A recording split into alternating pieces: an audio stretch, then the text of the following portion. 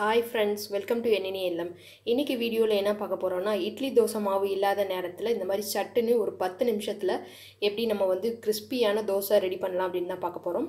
வீடியோக்குள்ள போறதுக்கு முன்னாடி நீங்க இப்பதான் ஃபர்ஸ்ட் டைமா நம்ம சேனலை பார்க்கறீங்களா இருந்தா சேனலை சப்ஸ்கிரைப் பண்ணிக்கோங்க. கூடவே பக்கத்துல இருக்க பெல் சிம்பலை கிளிக் பண்ணி அதுல ஆல்ன்ற ஆப்ஷனை கிளிக் பண்ணிக்கோங்க. அப்பதான் அந்த மாதிரி நியூ வீடியோஸ் எப்ப போட்டாலும் உங்களுக்கு உடனே நோட்டிஃபிகேஷன் வரும். வாங்க இப்போ நம்ம வீடியோக்குள்ள போயிடலாம். First, இந்த மாதிரி ஒரு மிக்ஸி ஜார்ல 2 கப் அளவுக்கு நான் வறுக்காத ரவை சேர்த்துக்கிறேன்.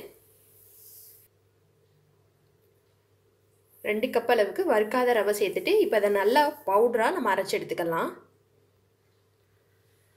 ரொம்ப பவுடரா அரைக்க முடியாது, ஓரளவுக்கு கொஞ்சம் பவுடரா அரைச்சு எடுத்தாச்சு. இப்போ இது கூட 1 கப் அளவுக்கு கோதுமை சேர்த்துக்கலாம். அடுத்ததா ஒரு அரை கப் அளவுக்கு நான் அரிசி மாவு சேர்த்துக்கிறேன். இப்போ இத திரும்ப ஒரு தடவை சுத்தி எடுத்துக்கலாம்.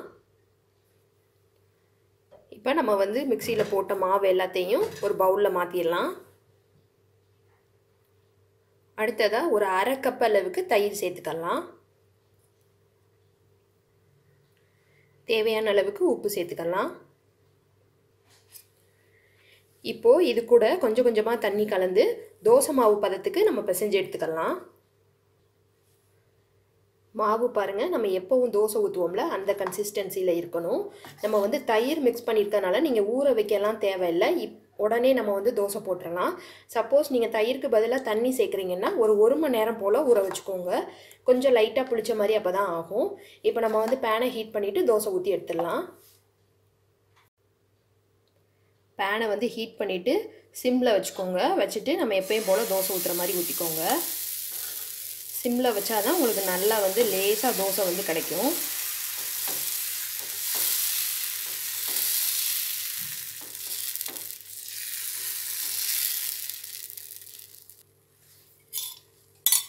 சுத்தி இப்போ கொஞ்சமா வந்து எண்ணெய் சேர்த்துக்கலாம்.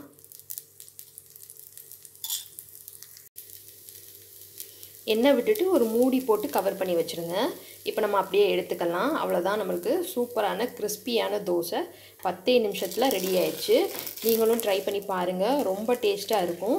வீடியோ பிடிச்சிருந்தா லைக் பண்ணி ஷேர் பண்ணுங்க. மறக்காம நம்ம சேனலை சப்ஸ்கிரைப் பண்ணி வச்சுக்கோங்க. Thank you friends.